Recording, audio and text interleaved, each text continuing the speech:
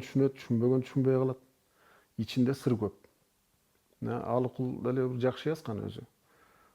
Чертилбейт, күүгө келбейт, чебер колсуз деп.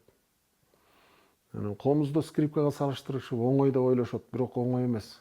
Комузду мен кичекейимен черттим. Бул оңой аспап эмес. Муну эл баскан жерди басып, эл шилтеген колду шилтеп коюш мүмкүн. Анда деле бир үн чыгат. Бирок күбөлөрдүн бир кайрыктарында, мына сол колдо, оң колдун манжаларында бир башкача бир касиет болуш керек. Мына Карамолдо Орозовду ушул кишинин мисалы насыйкатын, же болбосо ибаратын мына радиодо өзүнүн черткени турат. Ошону ошол киши баскан жерден басып эле, ошондой шилтесең эле ошондой үн чыкпайт да. Анан комузданбы деп ойлойсуң, жок. Комуздан эмес, кайрыктын үндүн чыгып атканын өзү окшошпой атат да.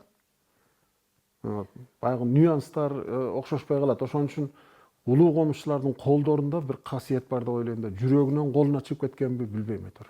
Эми Кыргызда